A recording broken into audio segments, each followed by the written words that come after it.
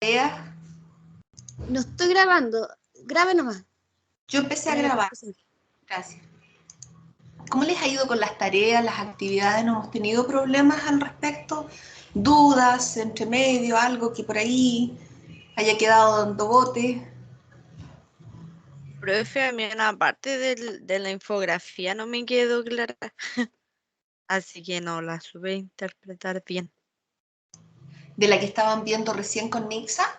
Sí, la parte de la flora, no sabía qué significaba si estaba en peligro porque decía altitud. ¿Qué decía, perdón? Altitud creo que decía, a ver, no estoy segura. Pero no salía así como, no sé, los cuadritos que decían, no sé, en riesgo o algo.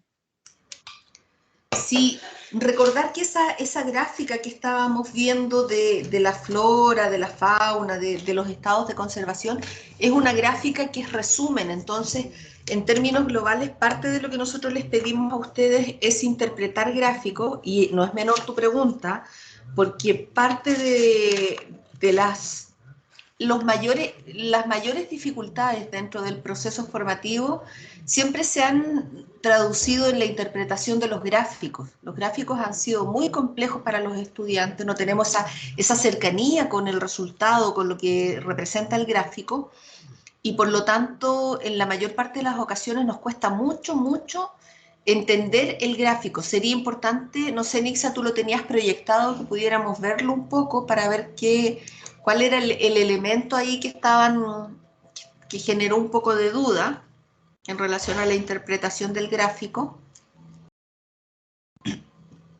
Si lo agrandas, porque yo estoy tan piti que realmente estoy una abuelita últimamente. ¿Se ve grande?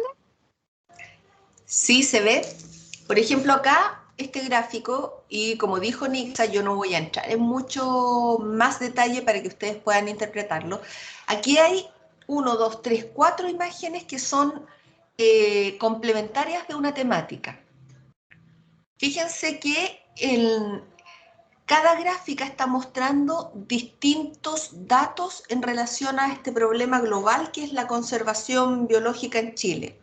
Entonces, el que tiene los mapas de Chile a lo largo tiene distintos, son a su vez el gráfico A, B, C y D, los que incorporan un cierto nivel de uso del terreno a lo largo y ancho de Chile. Si uno se va, por ejemplo, yo aquí estoy tratando de mirar con más detalle, dice el de agricultura, la letra C está indicando dónde se concentra la mayor actividad agrícola. Y los gráficos van desde el color clarito, que es donde es muy baja la actividad, que es ese color como amarillo, y tiene un valor de menor a de 0 a 25, dicen uno, ¿cierto? Y va aumentando en intensidad de color hasta ese color casi café oscuro, medio burdeo, que es donde la actividad es súper potente y en donde los valores son mayores. Entonces, cada uno de esos gráficos te está mostrando dónde se concentra cada una de esas actividades. Si ustedes se fijan que yo me concentré en el C, el de agricultura, uno podría darse cuenta inmediatamente que entre la región metropolitana y más o menos la octava región, tenemos donde se concentra la agricultura porque están los colores más intensos y más oscuros. Entonces, dicho de otra forma, estos gráficos funcionan en esa forma.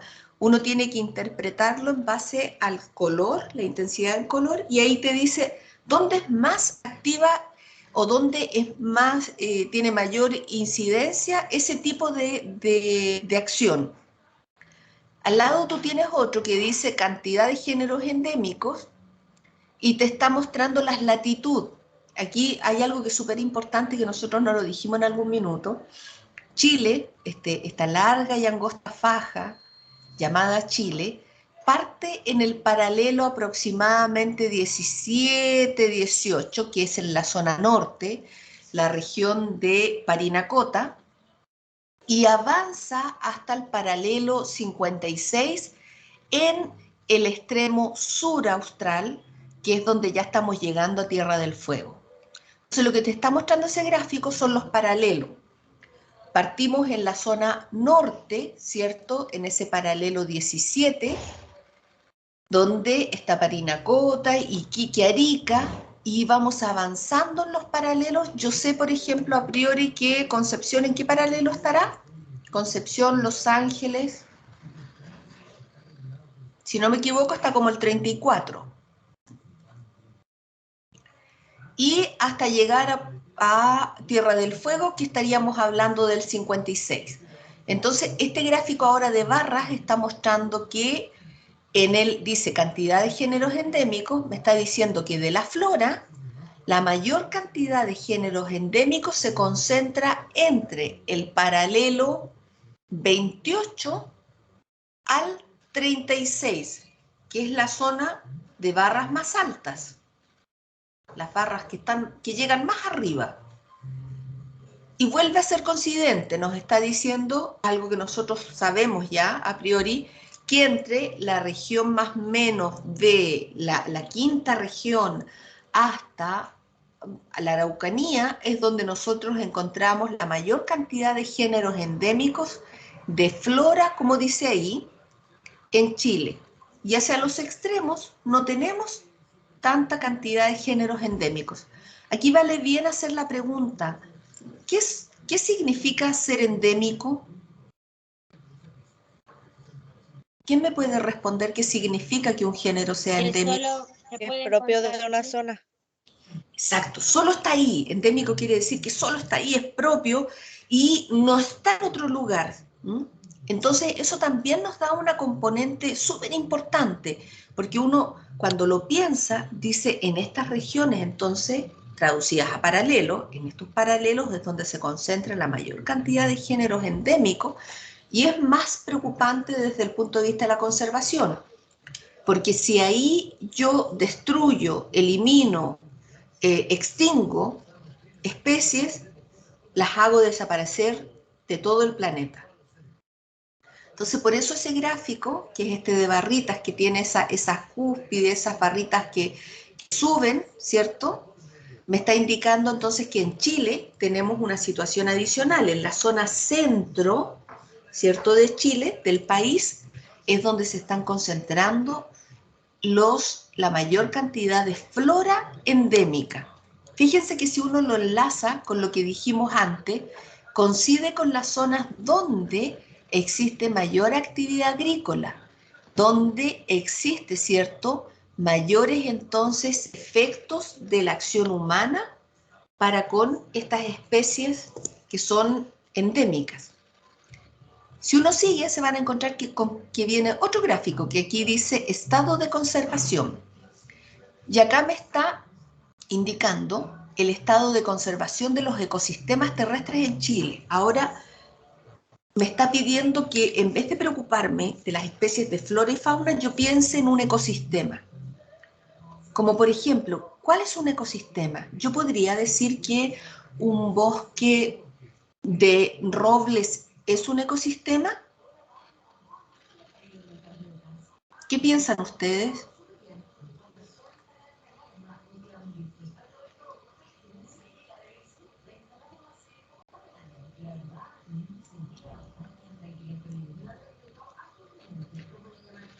¿Se les ocurre que un bosque de robles o un bosque de olivillos pueda ser un ecosistema? Sí. Sí, porque el ecosistema, recuerden que es este sistema ecológico que tiene distintas comunidades que están interactuando entre sí. Y si bien es cierto, yo dije que era el bosque, en el bosque no están solo las plantas, están los animales, las aves, todos los otros organismos que están conformando esa estructura. Entonces ahí me está diciendo, de nuevo en colores, ahora está usando la categoría de conservación y me dice, en rojo van a ser ecosistemas en peligro crítico. En este color como café van a ser aquellos que estén en peligro crítico. Yo sé que en mi jerarquía de estados de conservación, lo más preocupante es en peligro y en peligro crítico. Vulnerable, lo dijimos en alguna ocasión anterior, muchos lo ejemplifican como pensar en un semáforo. Semáforo el rojo es el detente, cuidado, ¿cierto? Yo no cruzo la calle cuando está en rojo. Por ende, el rojo siempre me demuestra que ahí hay un peligro. Entonces, el peligro, nosotros aquí en estos casos también lo identificamos con rojo. Cuando yo voy cruzando un semáforo, está la luz amarilla que significa precaución. Y si ustedes no lo sabían, cuando está el semáforo, pasa de verde y pasa por ese intermedio de amarillo, les está diciendo, precaución, cuidado, ya puede, usted va cruzando pero tiene que apurarse porque luego va a aparecer la luz roja. Entonces acá se hace una idea similar. El amarillo le quiere decir precaución, cuidado, está a punto de convertirse en rojo. Entonces vulnerable quiere decir exactamente lo mismo, cuidado, está a punto de convertirse en rojo. Entonces acá en este gráfico me está indicando cuáles son los ecosistemas que están vulnerables, ¿cierto? En peligro crítico. Y fíjense que de nuevo coincidimos en algunas cosas. Me aparece rojo por aquí entre la séptima, octava región. Otra vez me encuentro con que ahí está en rojo. Hay una marca bastante roja y me dice, ahí hay ecosistemas que están en peligro. Pero no se olvide que también tiene zonas en peligro en la alta montaña de todo el norte de Chile y avanza hasta la zona central. Entonces me está diciendo además que tengo muchos ecosistemas que están en peligro y están identificados en Chile. Y el último de los grafiquitos que aparece acá les indica las especies en categorías de conservación. Y ahí les está diciendo cuáles son las especies que tienen mayor riesgo o las que están en mayor peligro al interior de Chile.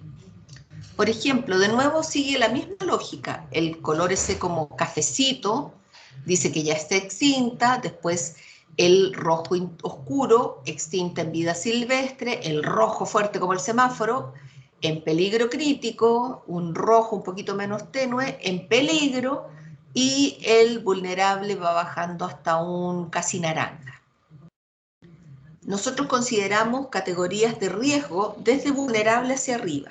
Entonces, siguiendo esa lógica, ¿cuáles son las especies que están en mayor riesgo de extinción en Chile? ¿Cuáles ven ustedes en ese gráfico?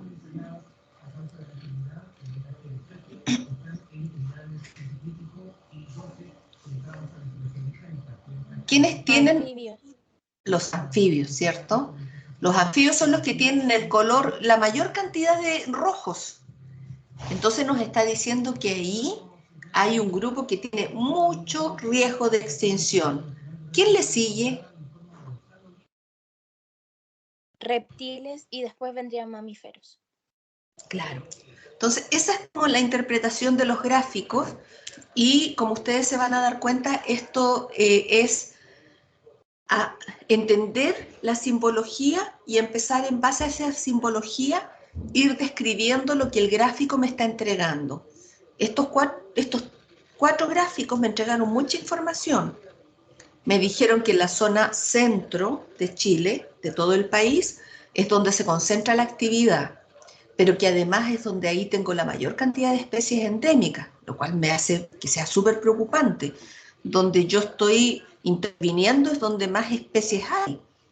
Me dice además que tengo ecosistemas a lo largo de Chile y a lo ancho que están en peligro, que de nuevo se concentra un grupo importante en esta zona centro, y que las zonas de montaña también son peligrosas, tienen mucho riesgo, y hay grupos de animales que están peor que otros.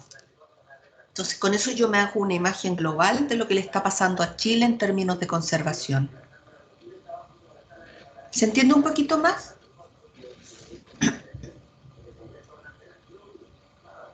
Sí, profesora.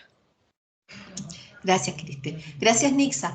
Vamos a ir a ver las diapositivas que les tengo para hoy. Yo creo que por los tiempos y también porque yo me retrasé un poco, lo vamos a dejar hasta donde tengo indicado pausa y ahí vamos a evaluar si continuamos ahora o lo dejamos para la próxima clase. ¿Se ve mi pantalla? Sí, profesora. Ya.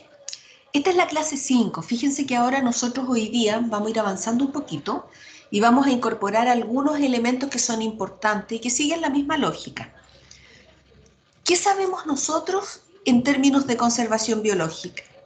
Sabemos que el efecto del hombre ha sido súper drástico e importante en modificar las especies que existen en el planeta. Así como decíamos de los gráficos anteriores, que donde nosotros tenemos la mayor cantidad de actividad económica, agrícola, es donde donde hay muchas especies que están afectadas, también sabemos que gran parte de las especies que se extinguieron o que van en vías a extinguirse están en esa condición por acción humana, porque el hombre ha tenido un efecto sobre sus ecosistemas. Esto tiene que ver con que nosotros somos parte importante del ambiente, de este mundo, pero nuestro efecto muchas veces es mayor al que generan las propias interacciones ecológicas, porque nosotros no salimos de ese esquema. Tenemos mecanismos de caza, tenemos sistemas de maquinaria que hacen que el efecto sea mucho mayor. Así que yo quiero partir con este video. Voy a volver a... No me acuerdo si este video tiene audio, así que voy a activar el audio por si acaso. Y les voy a presentar un video que no es tan cortito, pero para que ustedes lo miren atentamente y podamos avanzar en esta conversación hoy día. Tiene 8 minutos este video. Al menos 6 especies de humanos habitaban la Tierra. Hoy, solo queda una. La nuestra. La primera oleada de colonización de los sapiens fue uno de los desastres ecológicos mayores y más céleres que acaeció en el reino animal. El Homo sapiens condujo a la extinción de la mitad de todos los grandes mamíferos. Especies extintas en los últimos 12.000 años.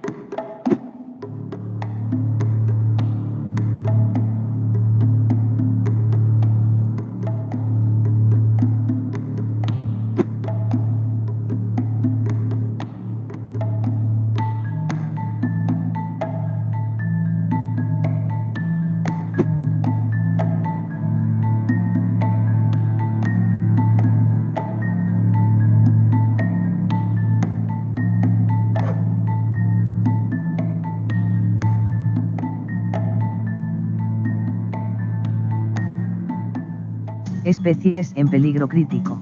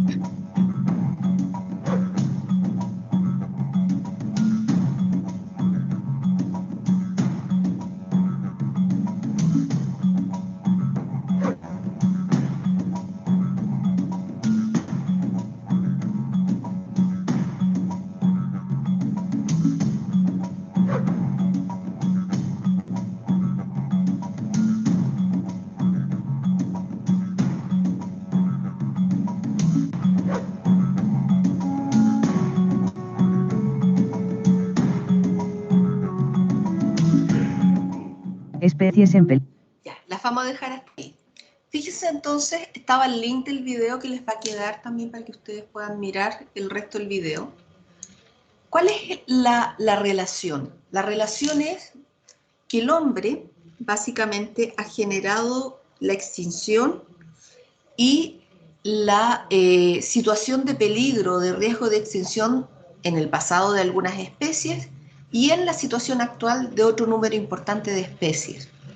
En los términos ecológicos, en todos los ambientes, las especies interactúan en base a todas las interrelaciones ecológicas.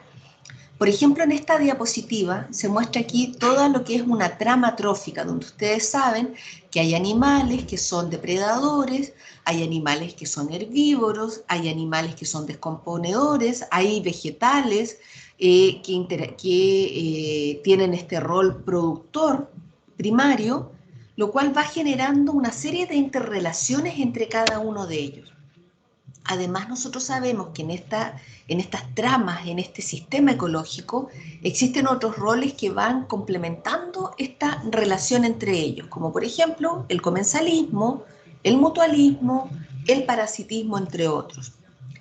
Esto es importante de recordarlo porque cuando yo elimino alguno de los componentes de estos ecosistemas, voy a generar una suerte de efecto dominó. Es decir, si yo elimino, por mencionar algunos, estos insectos carnívoros, que está aquí con un escarabajito mencionado, ¿cierto? La ausencia de él va a tener un efecto sobre las especies que se alimentan de él, así como también las especies sobre las que él depreda. Es decir, si yo elimino este escarabajo, las aves insectívoras que estaban adecuadas a comerlo van a tener menos alimento y los distintos tipos de insectos o de vegetales que él comía también van a tener un efecto, van a tener fuera un depredador importante y esto va a generar una descomposición del funcionamiento ecológico. Esto es parte del problema grave que se ha generado con la biodiversidad a nivel planetario.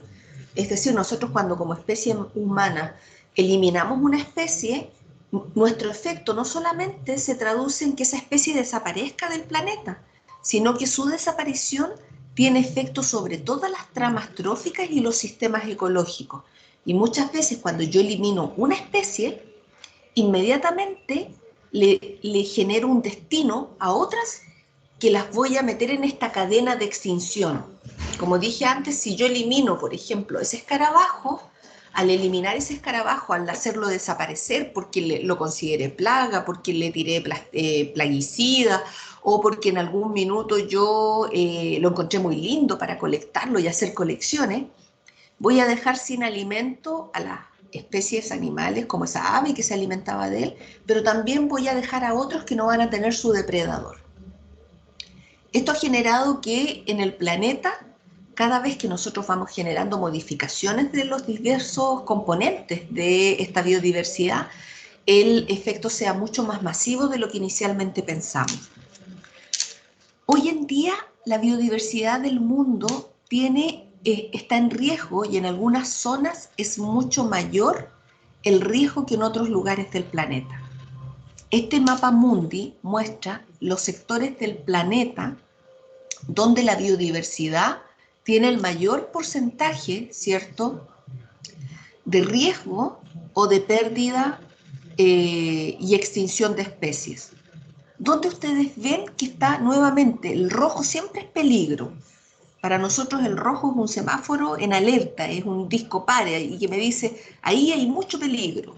Donde ustedes pueden ver aquí en este mapa mundi es donde tenemos mayor problema con esta biodiversidad, donde se ha producido la mayor pérdida de la biodiversidad. ¿Quién me ayuda? Sudamérica. Tenemos una mancha roja importante acá en Sudamérica, fíjense, está pero potente. ¿Dónde más? Norteamérica. En Norteamérica tenemos otra mancha horrorosamente roja, ¿cierto? ¿Dónde más? En esa isla que se ve a la derecha abajo. Pero igual no es roja, pero sí es naranja. ¿Alguien sabe cómo se llama esa isla? Es súper importante, es una isla potente. Ahí hay animalitos que saltan, son marsupiales.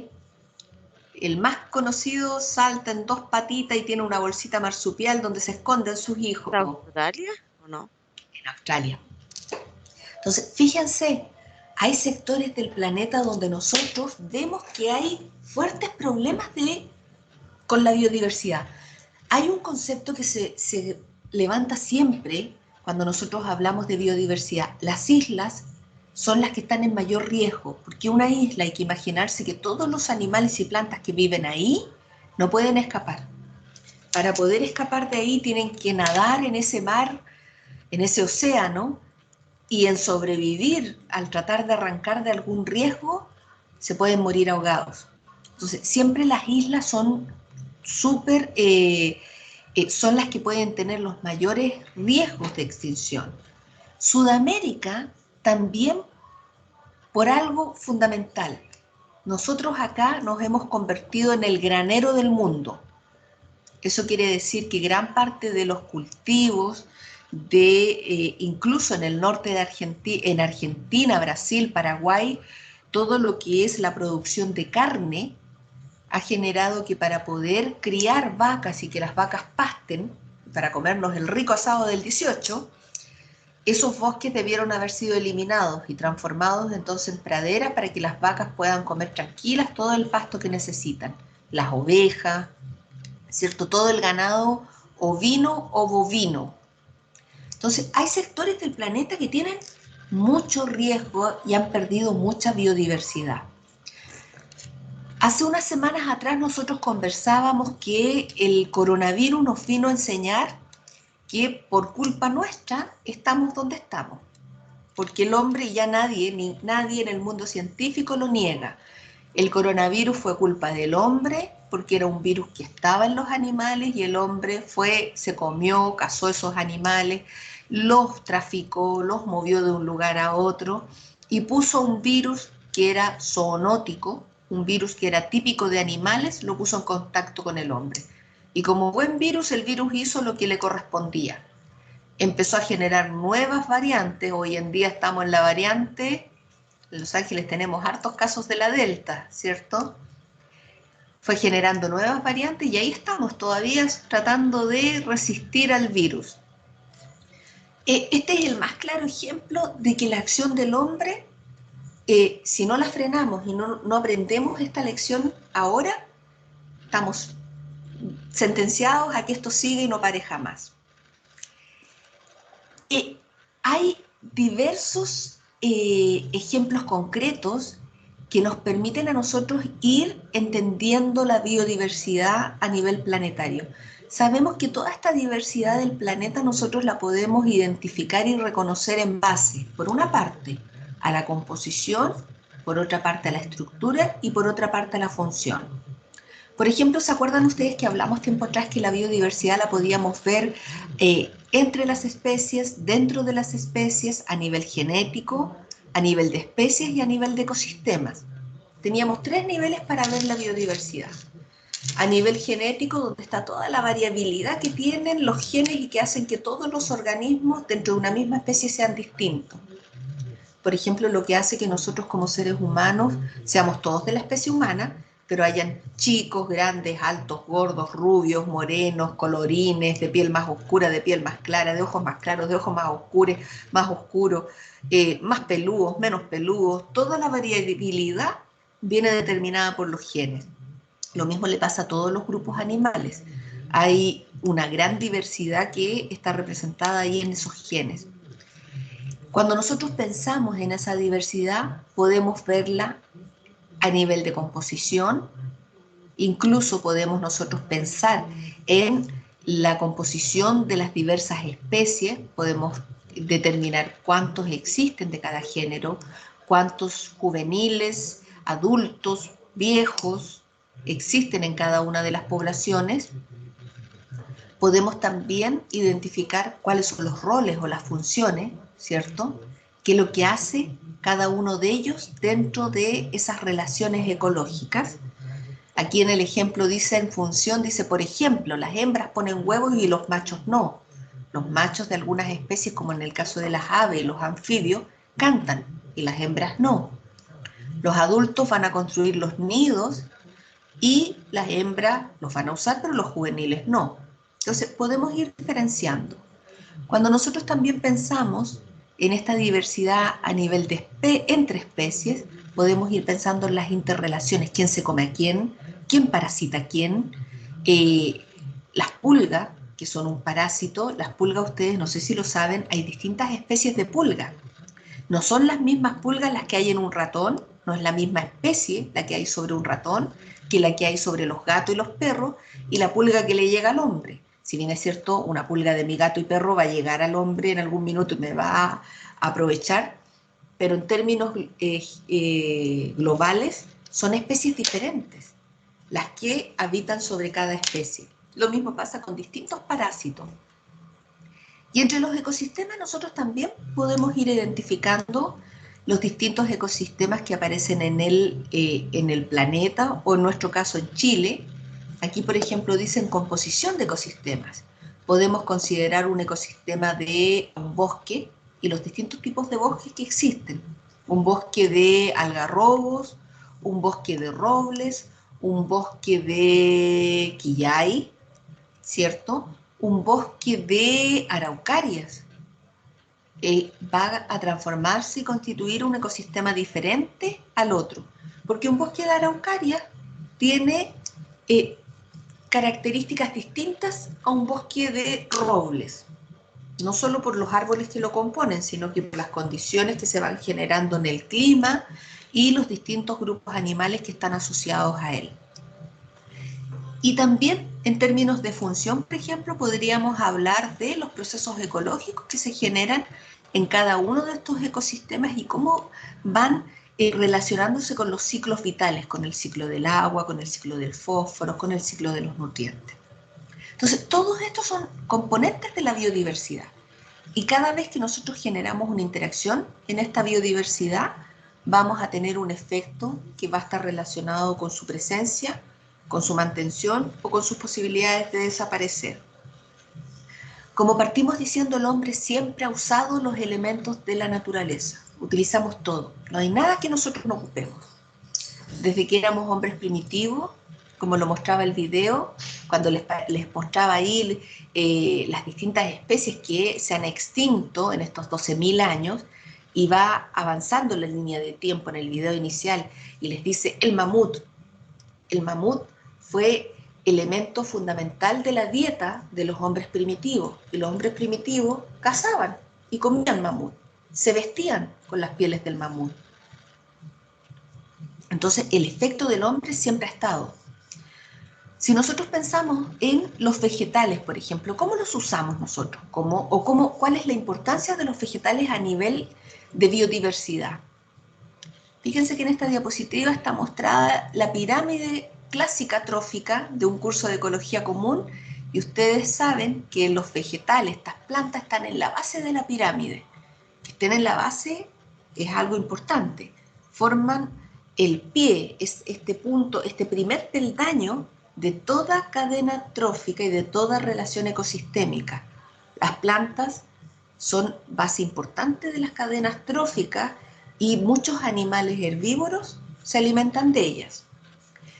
También sabemos de las plantas que son capaces, son las que pueden transformar la energía química y a partir de ella generar materia orgánica con el proceso de la fotosíntesis.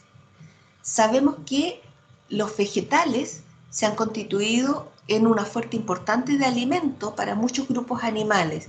Las vacas que están ahí, los conejos, las ovejas, todas necesitan, todos los herbívoros tienen que comer o comen algún tipo de vegetal.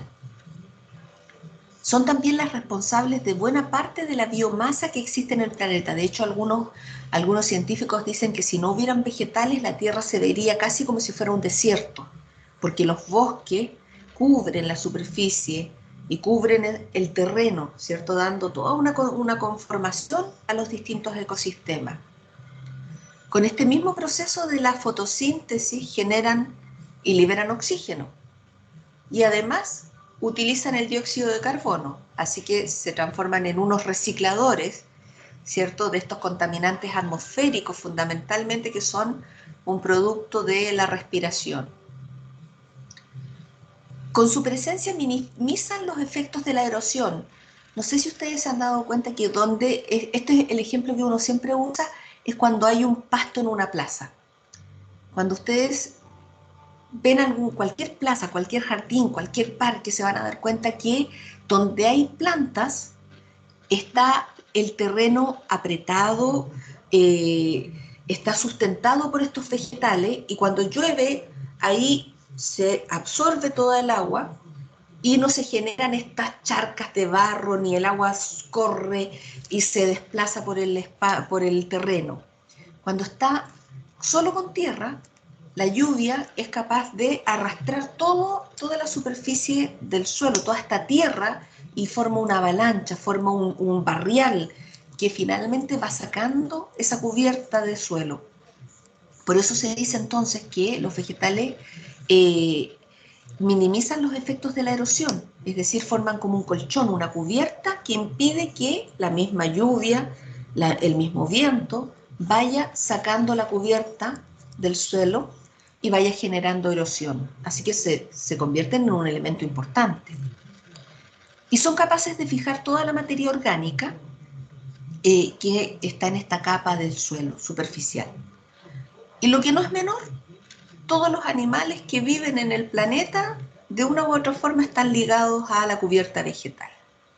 Los pajaritos se esconden en los árboles, hacen nidos, los animales se cobijan del sol, algunos hacen cueva, ¿cierto? En los orificios de los troncos también hacen sus nidos, es decir, le dan un cobijo y generan este ambiente para que las especies animales puedan habitar.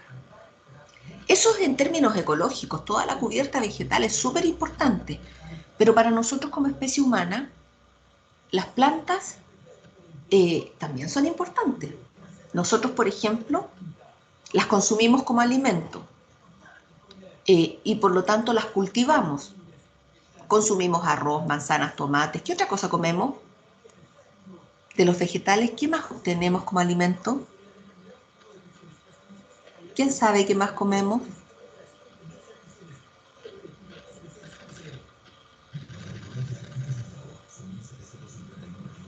Frutas variadas, vegetales variados. Son fuente importante los vegetales del alimento del hombre. Industriales. Elaboramos diversos productos con los vegetales. ¿Cómo cuáles?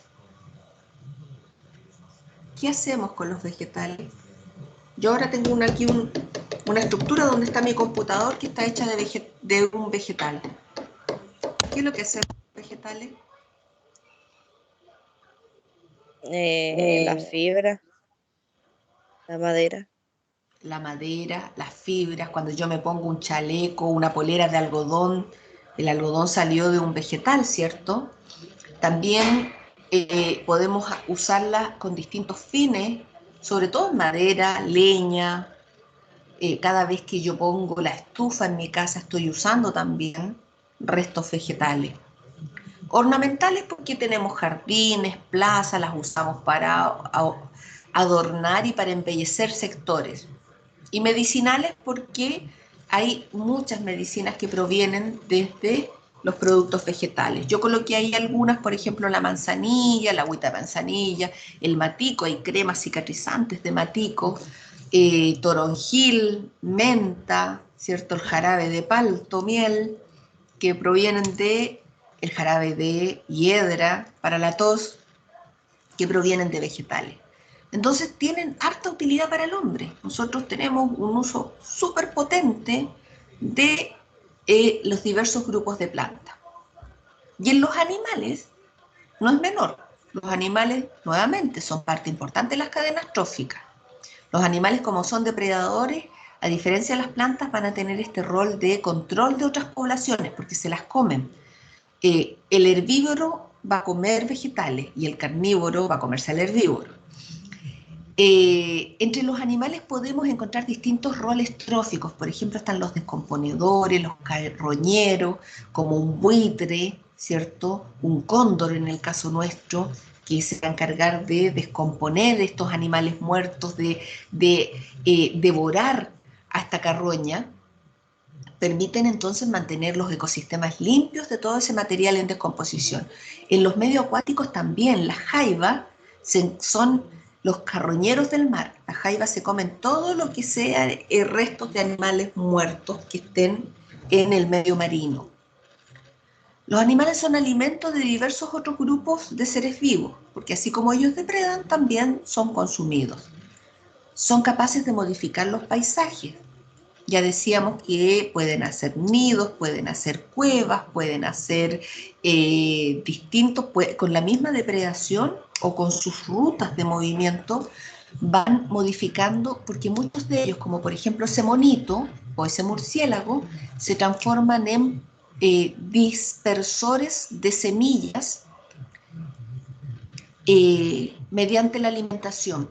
Está comprobado que gran parte de las especies de aves y mamíferos pueden dispersar semillas a través de sus fecas. ¿Cuántos de ustedes no habrán visto que los pájaros pasan volando y van botando la feca, el chorrito ese de feca que cae? Cada vez que el pájaro defeca, bota en su excremento semillas de lo que fue su alimentación. Y esas semillas vuelven a germinar. Y con eso entonces esa ave ha generado una dispersión y una modificación del paisaje. Lo mismo pasa con los monitos. Los monitos son muy buenos comedores de frutas, por ejemplo, y las mueven de un lugar a otro, las esconden, las acumulan, y eso también se convierte en un diseminador. En el caso de los murciélagos también se los considera, al igual que otras especies, controladores de plagas. La mayor parte de las especies de murciélagos son insectívoras, en nuestro caso en Chile, y por lo tanto comen gran cantidad de insectos, así que controlan a otros grupos que para nosotros son molestos y los consideramos plaga. Contribuyen a los ciclos de nutrientes, son los responsables de la transferencia del polen. Por ejemplo, las abejas han tomado harta importancia hoy en día por su rol como polinizadores, y de nuevo los murciélagos, porque así como dije que habían algunos que la gran mayoría eran insectívoros, hay murciélagos que son frugívoros y por lo tanto se posan en los distintos vegetales y en su cuerpo, en sus pelos van trasladando polen. Así que son parte importante de la transferencia de polen de unas semillas de unas flores a otras, contribuyendo a la polinización. Y algunos de estos grupos considerados animales, que son componentes del plancton, forman base importante de las cadenas tróficas de grandes animales, como por ejemplo un tiburón ballena, como el que está ahí en azulito, ¿cierto? Que es un animal gigantesco que se alimenta de plancton, donde el plancton está constituido por bacterias, virus, pequeños microorganismos, tanto de carácter vegetal como animal, o protistas. Y para el hombre, bueno, los animales han sido súper importantes. Fíjense que aquí hay una imagen de una mujer aborigen de Norteamérica, y uno inmediatamente detecta el hombre se alimentó de los animales, se vistió y lo sigue haciendo. Como alimento comemos animales terrestres, marinos, dulceacuícolas y aquellos que vuelan. Comemos peces, comemos pájaros, pollos, gansos, patos, comemos vacas, ovejas, cerdos, así que son parte importante como alimento para el hombre. A nivel industrial, si bien es cierto ya no nos vestimos con pieles, encima seguimos usando partes de los animales como el cuero, con el que se adornan una serie de muebles, los zapatos. ¿Cuántos de ustedes no se habrán comprado zapatos de cuero, cierto? Y fibras, algunas fibras como la seda que son producidas por los capullos, ¿cierto? De una oruga, y que genera este material tan maravilloso como es la seda. Y en el transporte, bueno, el hombre ha usado los animales para distintas labores, como son tanto el transporte, la agricultura, y ahí no está dicho, pero también para el entretenimiento. Aquí en Chile se utiliza mucho el rodeo, las carreras de caballos y otras formas de incorporar animales, carreras aquí en Los Ángeles, carreras de galgo, pero también en transporte, caballos, bueyes, asnos. En otras partes del mundo se utilizan los elefantes, como en la India, como un medio de transporte, camellos, como en el Medio Oriente, y ahí hay una foto de un yak, ¿cierto?, en las montañas de Mongolia. Es decir, el hombre ha sido súper importante. Todos los animales han sido importantes para el hombre. Hay gran cantidad de animales que nosotros comemos. Comemos desde los moluscos, equinodermos, crustáceos, peces, aves y mamíferos. Por ejemplo, en moluscos, más de alguna vez ustedes habrán comido almejas, choritos, ¿cierto?, pulpos, calamares, ostras, caracoles. En los equinodermos lo que comemos son erizos de mar. En crustáceos, jaivas, langostas, langostinos, camarones, centolla.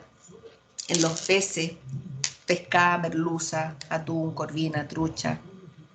Hay una gran cantidad que se va consumiendo.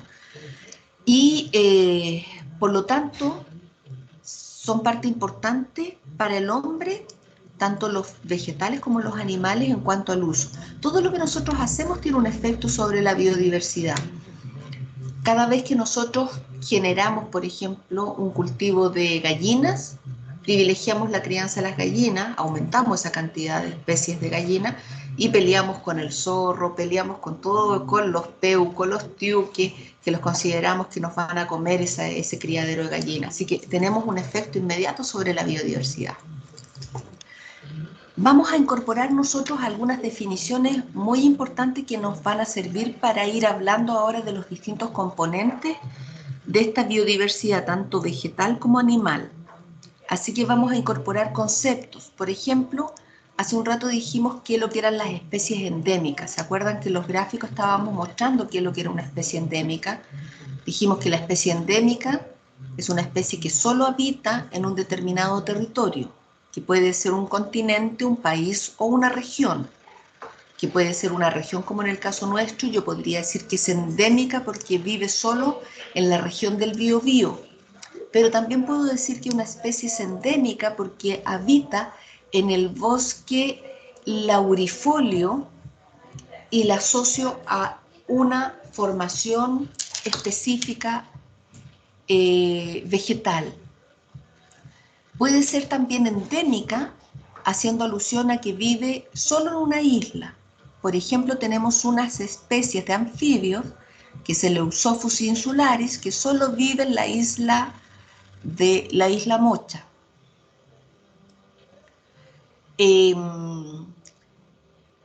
Por lo tanto, cuando nosotros hablamos de una especie endémica, estamos haciendo alusión a que vive solamente en un lugar.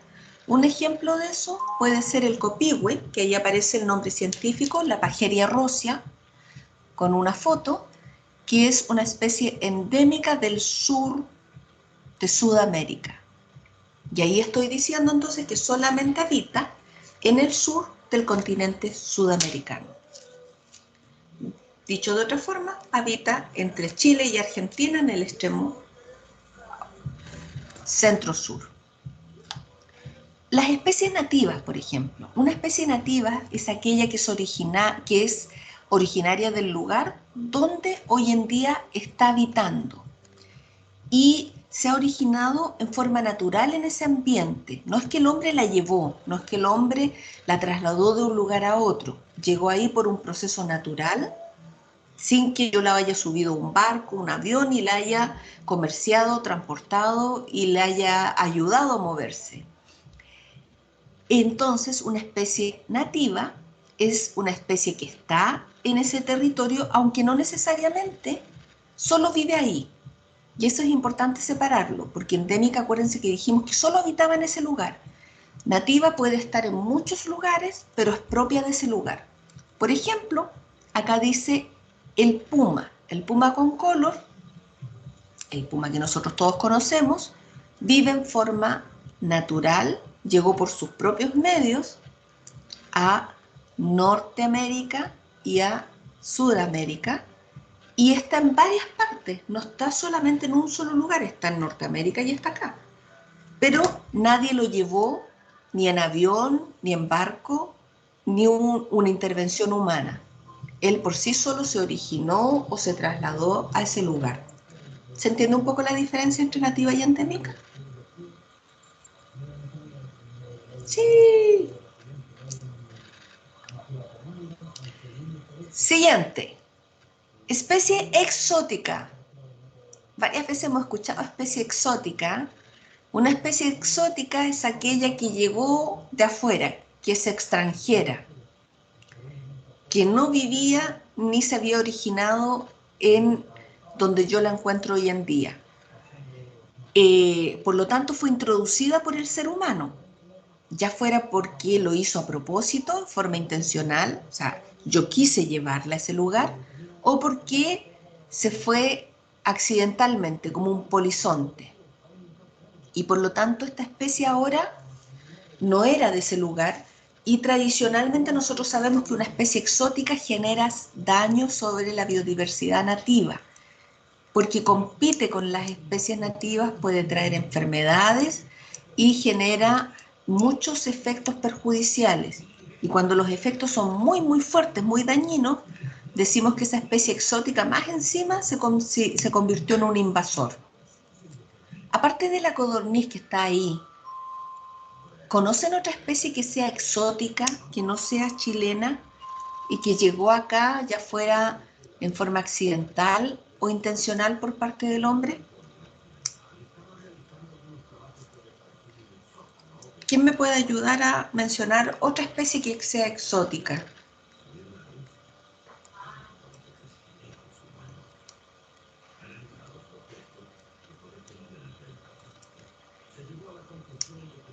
Cintia, ¿conoces alguna especie que sea exótica, que no sea propia de Chile y que esté aquí hoy en día viviendo? No, profe. Ni de plantas ni de animales. Se supone que el conejo no era nada acá. El conejo es súper bien, el conejo no es de acá, el conejo lo trajeron los europeos porque era parte de su dieta, querían comer conejo y lo trajeron para comer conejo. ¿Qué otra cosa es exótico? Las avispas. Las avispas también.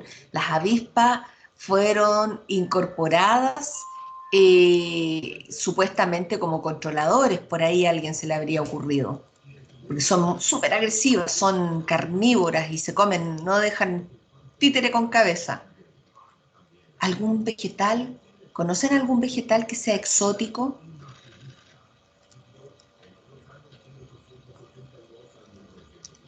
Mora.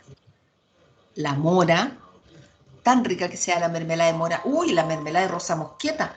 Ninguna de las dos son originarias de Chile y menos de esta parte del continente. Y fueron introducidas por los colonos al sur de Chile porque tienen espinas. Ustedes han visto que la plantita de mora y de rosa mosqueta tienen muchas espinas, la zarzamora. Adivinen para qué las trajeron. ¿Quién se les ocurre qué puedo hacer yo con una planta con espinas? ¿Para qué la voy a usar?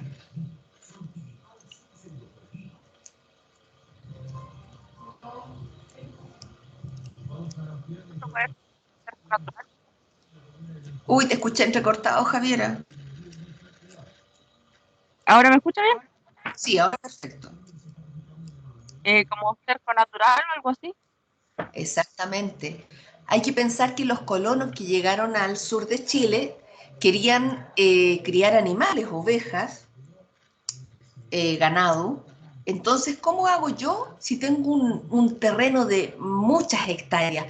no le voy a estar poniendo alambre púa ni haciendo una muralla, me sale muy recaro. Es francamente una empresa que me demoraría años. ¿Qué es lo más fácil que puedo hacer?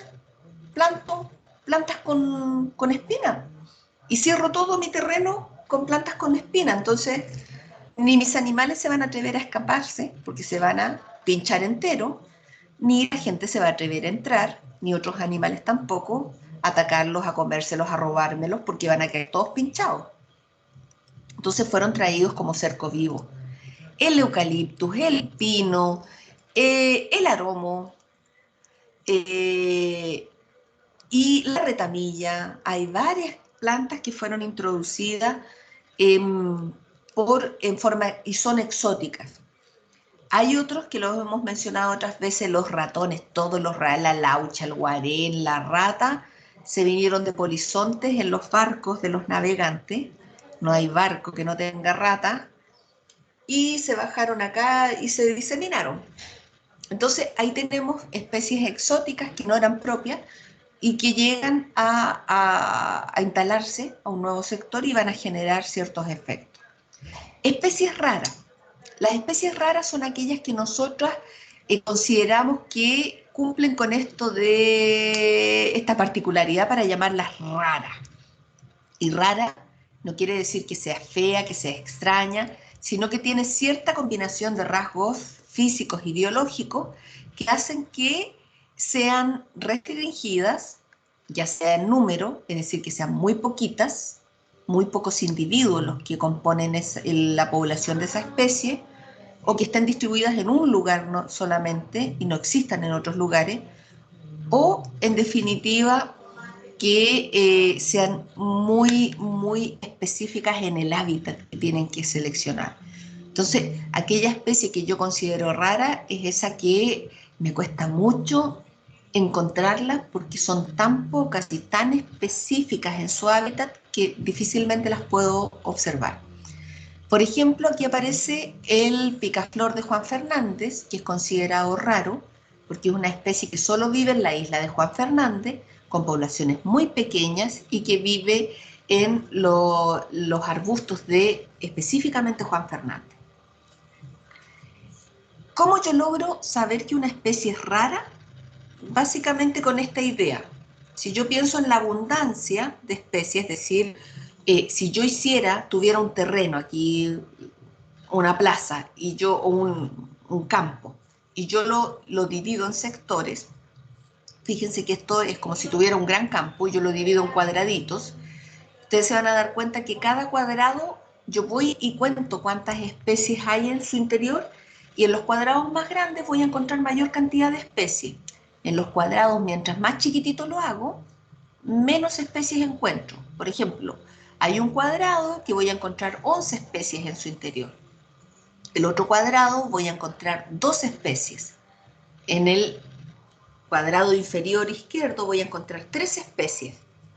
Pero si los cuadrados son más chicos, porque estos iniciales tenían 8 metros de un lado a otro, si el cuadrado lo hago más pequeño, la cantidad de especies que voy a poder encontrar en su interior es cada vez menor. Y un cuadradito muy pequeño de 1 metro cuadrado solamente va a poder alojar a una especie. Esta lógica que es, mientras mayor es el terreno, más, es como decir, mientras más grande la sala, más estudiantes caben. Mientras más pequeñita la sala, si es del tamaño de un baño, va a caber una sola persona porque no va a chocar con los de al lado. Básicamente esa es la idea. Una sala grandota como la sala 107 o la 94 en la U, caben muchos estudiantes. Mientras que si la sala es chiquitita, del tamaño de un pequeño bañito, va a caber solo una de ustedes y no va a poder entrar nadie más.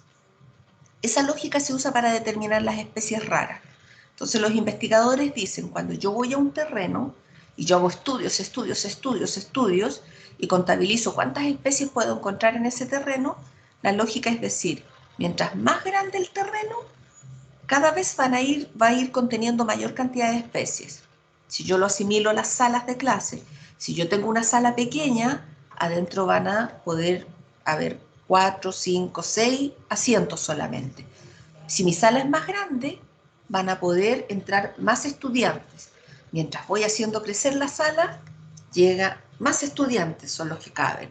Pero llega un minuto que por mucho que yo haga crecer la sala, ya no puedo incorporar más estudiantes, porque ya no me quedan más estudiantes en el curso. Yo puedo pedir la sala más grande y como tengo un número limitado de estudiantes, ¿cierto? Tengo en este minuto solamente 8 estudiantes, aunque yo pida el auditorio, no voy a poder aumentar de mis 8 estudiantes. Son las únicas que hay. Y la lógica dice que cuando yo ya llegué a ese máximo, si encuentro una especie en ese tamaño, esa va a ser la especie rara, porque aumenté tanto el tamaño que ya los conocía a todos. Y cuando aparece alguien diferente, este que yo no había visto antes es el raro, porque se me había escondido. Era tan poco, era tan específico, que no lo había logrado determinar antes. Entonces, las especies raras siempre se ha dicho que son los que son muy poquitos o que están en hábitats muy chiquititos o que en definitiva tienen una especificidad de hábitat que es muy particular. Por ejemplo, el ornitorrinco es una especie rara. El ornitorrinco solo está en Australia, vive en ríos de Australia y son muy pocos los individuos que quedan vivos. Súper raro. Yo voy a ir a todas las partes del mundo y no lo voy a encontrar.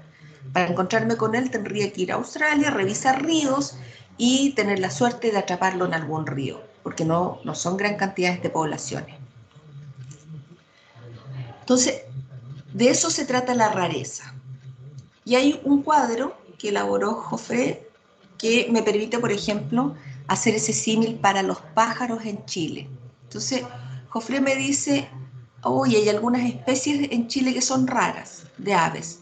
Por ejemplo, yo aquí logro determinar las especies que son con una abundancia local muy baja, es decir, hay muy pocos, ¿cierto? Están en algún lugar específico, más encima son endémicos y tienen un hábitat que son especialistas, solamente les gusta vivir en cierto tipo de vegetación, esos son raros.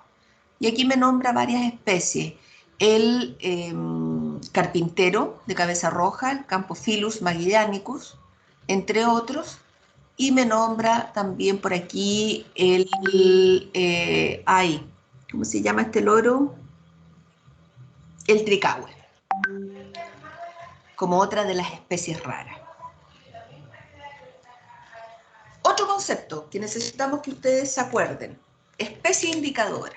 Acuérdense que hemos dicho que para nosotros la biodiversidad es tan importante, pero tenemos que incorporar algunas formas de referirnos a la especie.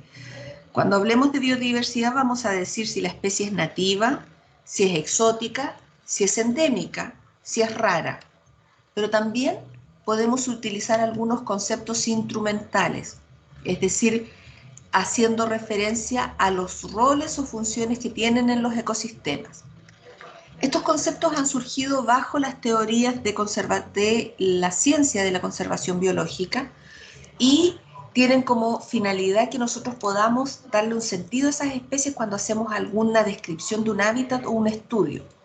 Por ejemplo, hablamos de una especie indicadora, aquella especie que por sus características o por su presencia yo puedo transformarla en un indicador de las condiciones del medio ambiente.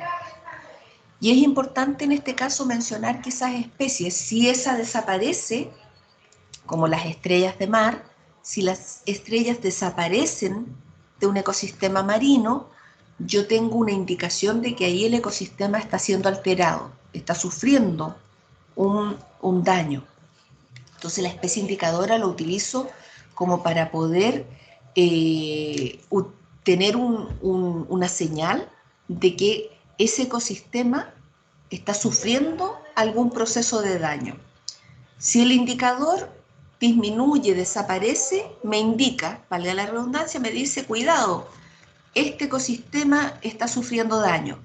Sin embargo, si el indicador se mantiene y es abundante, yo digo, el ecosistema está súper sano. Le tomé, medí cuántas estrellitas había, no hay ni un problema, están todas presentes. Se consideran indicadores a los líquenes, a los anfibios, entre otros organismos. Los anfibios, porque acuérdense que dijimos que eran los que tenían mayor riesgo y los que están en mayor problema y riesgo de desaparecer.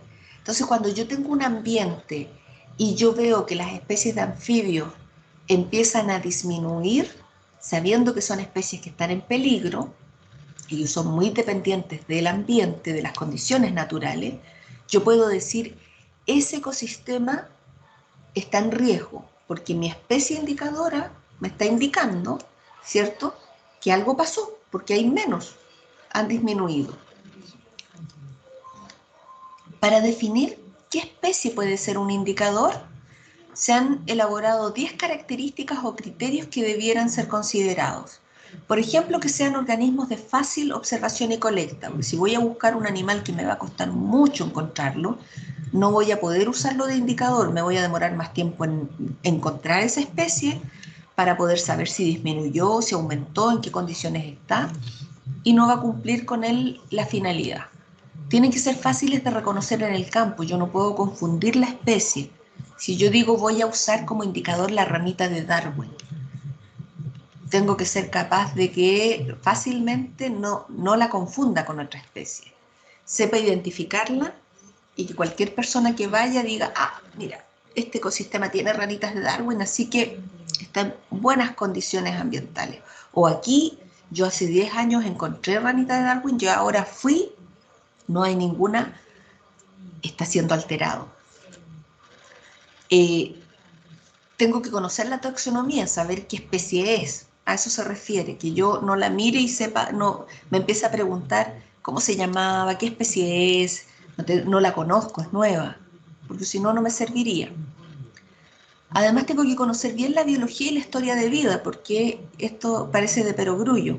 Si yo voy a usar una especie como indicadora y voy a decir que su desaparición o su disminución me está dando un indicio de las condiciones de salud de ese ambiente, tengo que saber muy bien cuándo esa especie es abundante y cuándo no. Si la especie no sé que en invierno hiberna y yo voy en invierno y no encuentro ninguna, obviamente que voy a tener una resolución errada. Tienen que ser abundantes, porque tienen que ser de fácil observación, tener una amplia distribución. No tiene que usarla el hombre, porque si no las variaciones van a estar determinadas por si las cazan, se las comen o las cultivan. Y tiene que también estar en una gran cantidad de ambientes o variedad de ambientes para que pueda funcionar como un indicador.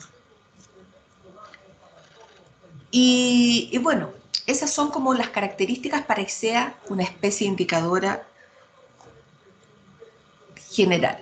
Otro concepto que se utiliza mucho en biología en biodiversidad y en conservación es el de especie clave, que en inglés se escribe como key especie. Aquí en esta parte de donde está la nutria nadando, está puesto abajo keystone, ¿cierto? Este key como clave es el que hace alusión a este tipo de especie. Y una especie clave es una especie que, como dice su nombre, es clave, es importante para que funcione un ecosistema. Su rol es súper importante. Si esa especie desaparece de ese ecosistema, se altera completamente.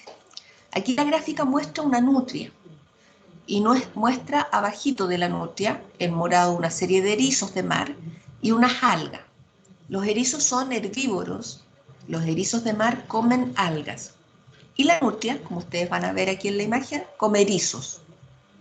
Entonces, ¿por qué la nutria es una especie clave? Porque la nutria se alimenta de erizos.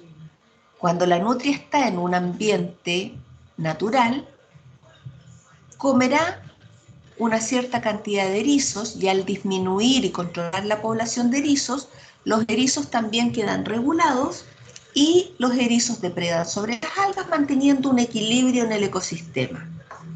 ¿Qué pasa cuando una especie clave yo la elimino? Cuando yo elimino la especie que consideré que era clave para ese funcionamiento ecológico, como en este ejemplo, elimino a la nutria, ya no va a haber quien se coma los erizos.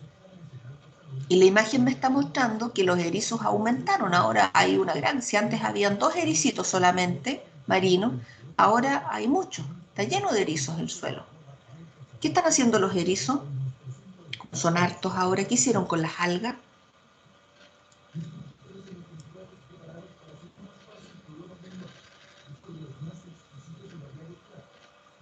Natalia, ¿qué hicieron los erizos con las algas?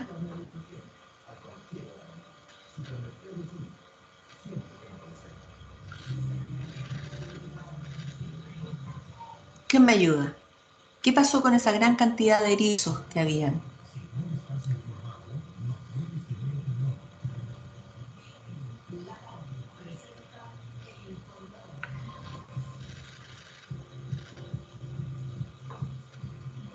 ¿Ven que en la imagen hay muchos más erizos y las algas se achicaron?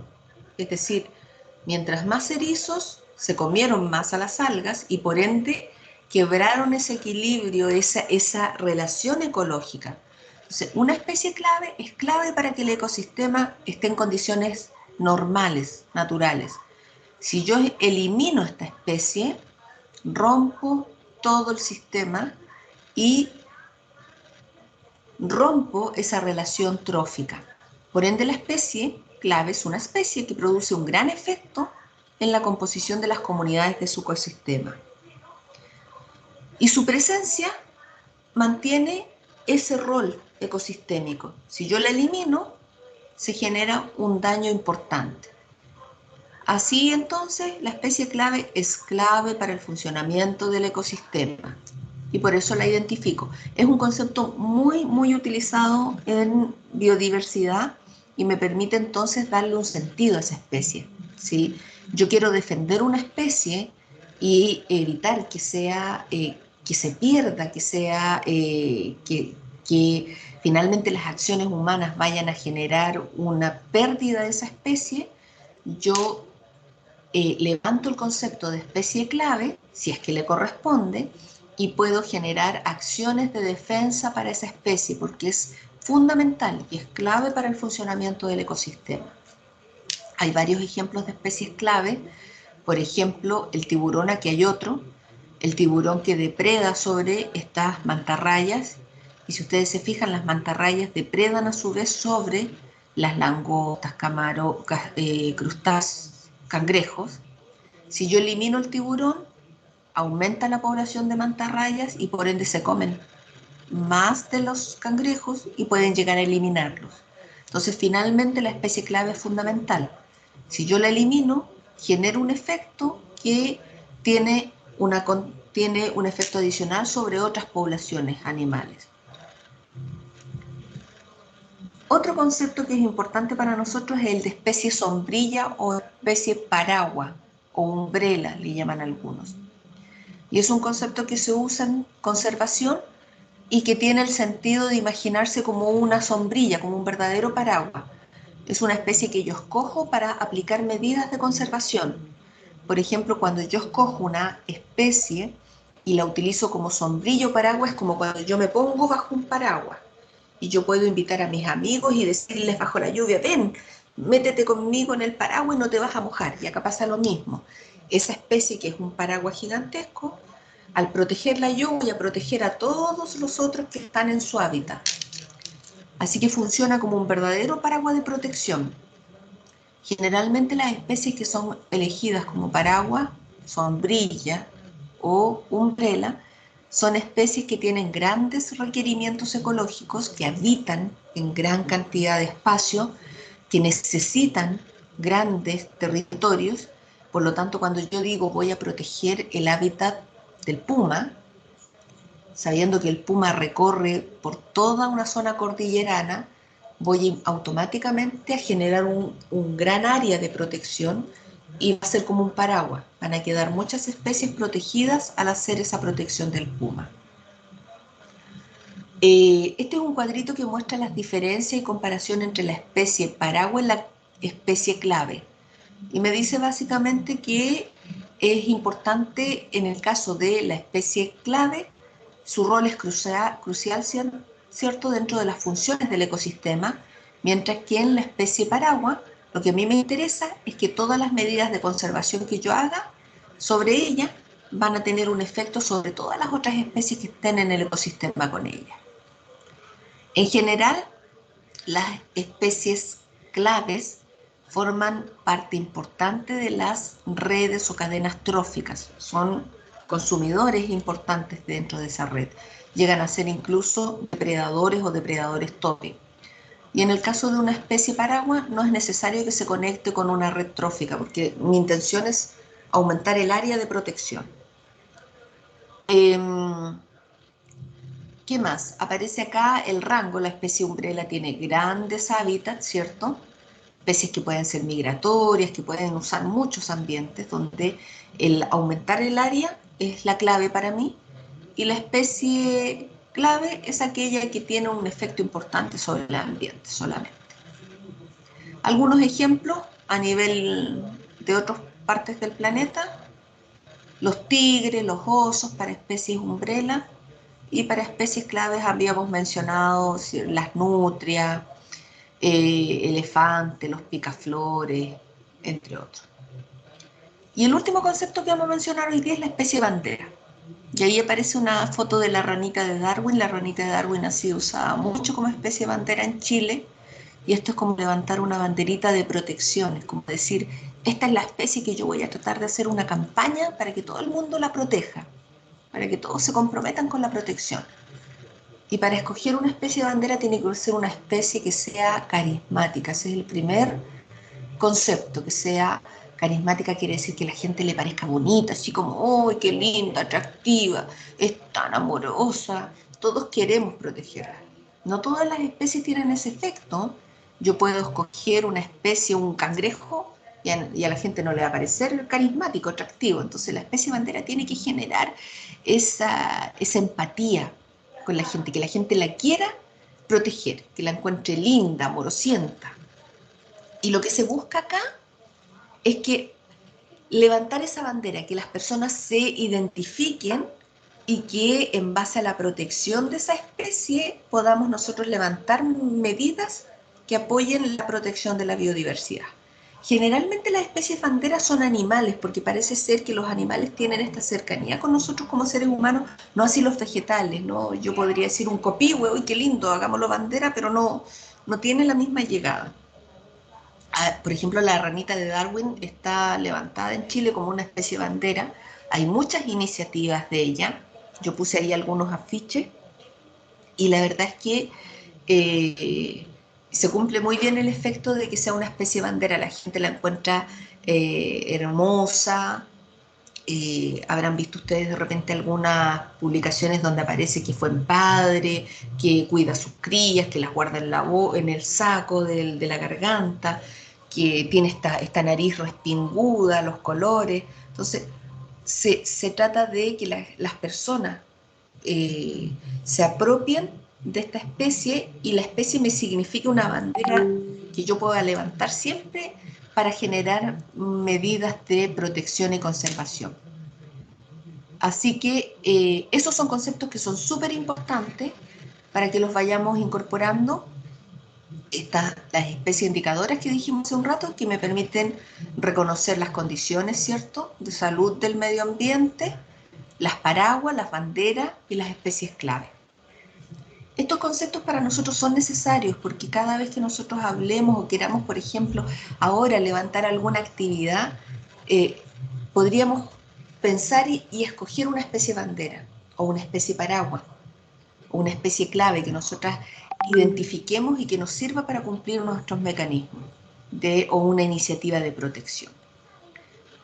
En Chile hay muchas especies nativas, exóticas, ya están identificadas, sabemos cuáles son las exóticas que están metidas acá, las endémicas, las que son nativas, ¿cierto?, que ahora lo mencionamos, y tenemos banderas, como les decía, por ejemplo, otras dos especies que son banderas son el cóndor y el huemul, porque son parte incluso del escudo nacional. Y para terminar hoy día, quiero comentarles que además el último concepto que es importante es el hotspot, que tiene que ver con nosotros, tiene que ver con estos puntos de biodiversidad, puntos de donde se concentra la biodiversidad, donde es importante, y ustedes han de saber que Chile tiene un hotspot. Hay aproximadamente 33 puntos candentes de biodiversidad en el planeta, que están distribuidos en distintas partes, pero en Chile Central tenemos un punto de biodiversidad, que era precisamente ese lugar donde teníamos la más alta biodiversidad, la zona central. Así que eso Peloponeso. Ya, chicas, me quedé con 3 nomás.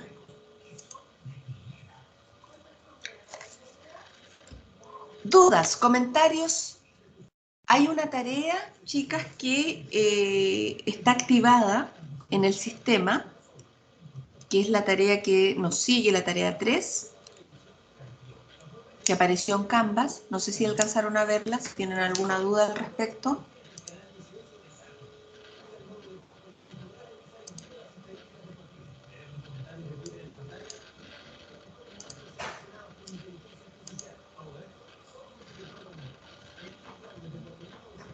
¿No? Entonces sería todo por hoy.